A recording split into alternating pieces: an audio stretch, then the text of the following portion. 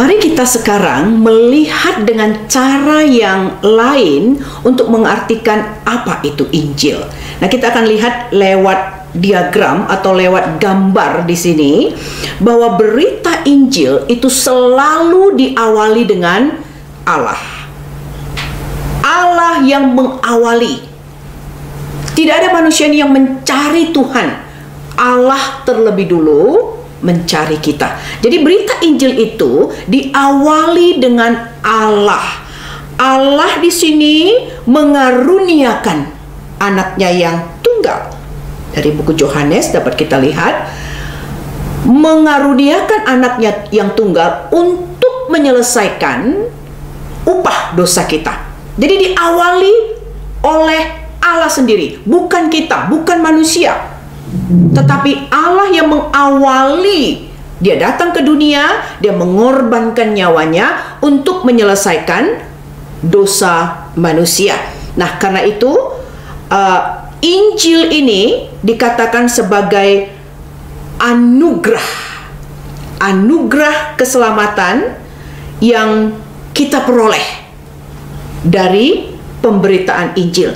Nah, anugerah keselamatan ini Dia yang mengerjakan semuanya. Kita cukup beriman kepada pengorbanan Tuhan Yesus ini, dan keajaiban terjadi. Allah mengubah hati kita manusia, dan kita beroleh pengampunan, kita beroleh keselamatan dari Tuhan Yesus.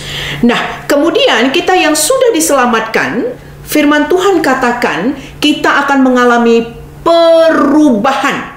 Kita memiliki DNA Tuhan Yesus. Itu dari sisi kedokteran, ya, kedokteran jasmani. Ketika seorang ibu melahirkan putra atau putrinya, maka di dalam diri anak-anaknya itu ada yang disebut dengan DNA dari orang tua. Makanya ada anak yang mirip sekali dengan ayahnya atau ibunya. Ada anak yang cara jalannya itu mirip sekali dengan mamanya. Nah, ini yang disebut dengan DNA. Nah, ketika seseorang percaya kepada pengorbanan Kristus di kayu salib, dikatakan dia dilahirkan kembali. Dia dilahirkan kembali dan dia beroleh DNA Tuhan Yesus. Nah, kita masih ingat yang kita ketahui bahwa ketika kita lahir di dunia ini, kita itu memiliki dua DNA. Satu, DNA secara jasmani. Kedua, DNA secara rohani. Seperti saya contohnya. Saya dilahirkan dari keluarga Batak. Di dalam tubuh saya ini ada DNA Batak. Tetapi ketika saya dilahirkan, saya ada gambarannya Allah. Dan gambaran Allah itu sudah jatuh ke dalam dosa. Dan secara rohani, saya ini memiliki DNA-nya dosa. Maka itu perbuatan saya, karakter saya itu mirip sekali dengan yang namanya dosa. Mau dosa kecil, mau dosa besar. Makanya tidak ada istilah kursus untuk mencuri. Otomatis ada. Kemiripan itu ada. Karena saya dilahirkan secara rohani memiliki DNA dosa. Nah, sekarang ketika kita percaya kepada Yesus, mujizat terjadi. Yesus merubah kita. Dia melahirkan kita di dalam keluarganya, menjadi anak-anaknya. Dan secara otomatis kita memiliki DNA-nya Tuhan Yesus Kristus. Dan kita tentunya gemar sekali untuk melakukan apa yang menjadi kesukaan daripada Allah itu sendiri. Kita merasa bersyukur sekali.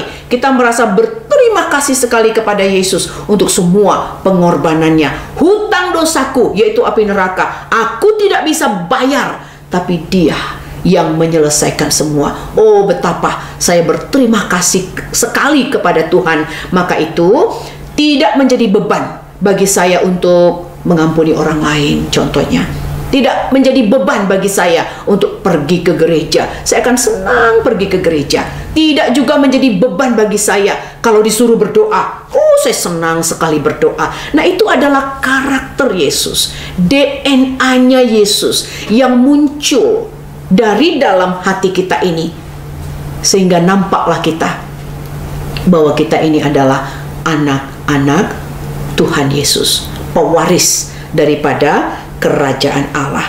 Nah, kemudian dikatakan di gambar berikut ini, kita ini memiliki hati yang baru dan kita akhirnya menunjukkan perbuatan baik kita. Nah, jadi jelas sekali di sini diagramnya atau gambarnya di sini, Injil sejati itu adalah selalu diawali dengan Allah. Allah menganugerahkan keselamatannya kepada kita. Kita merasa bersyukur sekali kita memiliki DNA Yesus, dan akhirnya kita secara otomatis ingin memancarkan yang namanya keindahan perbuatan Yesus Kristus. Nah, sekarang kita lihat perbandingannya. Apa yang diajarkan oleh Injil palsu? Injil yang salah selalu diawali dengan apa? Alkitab. Semua Alkitab berkata. Memang betul Alkitab yang mengatakan itu. Tetapi akhirnya apa? Yang diberikan adalah pengajaran, dogma, doktrin. Gara-gara dogma, gara-gara doktrin, berantem satu gereja dengan yang lain. Tidak berakuran, tidak kawan satu denominasi dengan denominasi yang lain. Karena diawali selalunya dengan apa? Alkitab, ilmu Tuhan. Nah, kemudian kita akhirnya ditekankan pengajaran, doktrin. Kau harus berbuat baik supaya kau ke surga. Kau harus begini, jangan kau langgar hukum Tuhan, hormati orang tuamu, jangan membunuh, jangan ini, jangan itu. Nah, ini semuanya bermunculan. Untuk apa? Supaya kita menjadi orang Kristen yang makmur, diberkati. Setelah itu apa? Selesai sampai di situ. Kalau ditanya, mau kemana kau setelah kau meninggal dunia? Oh, nggak tahu dia. Dia akan berkata, jangan tanya aku masalah ini. Tuhan yang tahu, aku nggak tahu. Nah, inilah Injil palsu itu, dan banyak gereja yang mengajarkan Injil seperti ini. Makanya jemaat gerejanya tidak ada yang excited untuk melakukan pekerjaan bagi Tuhan. Nggak gembira dalam hidupnya, merasa terbeban terus karena tidak memiliki masa depan. Takut terus yang namanya meninggal atau mati. Nah, ini Injil palsu. Sekarang kita lihat bagaimana dengan agama-agama lain. Nah, agama-agama lain mereka punya para nabi, ya. Ada nabi-nabi mereka. Nah, nabi-nabi ini memberikan pengajaran kepada semua pengikutnya. Harus begini, harus begitu, harus begini, harus begitu, harus melakukan pekerjaan yang baik, dan seterusnya dan seterusnya. Dan untuk apa semuanya ini? Ya, semogalah kau masuk ke dalam surga. Nah, itu ending daripada semua agama. Jadi agama-agama ini semuanya sama, berusaha menggapai yang namanya surga, berusaha mendaki, aku mau ke surga.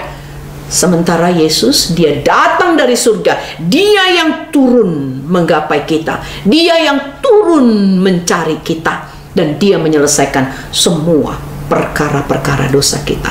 Jadi dari sini kita bisa melihat apa itu Injil yang sejati, apa itu Injil palsu, dan apa itu yang disebut dengan agama-agama. Bagaimana pandangan agama untuk hidup yang kekal. Nah, semoga ini bisa difahami dan dimengerti oleh kita semuanya. Terima kasih dan Tuhan memberkati kita.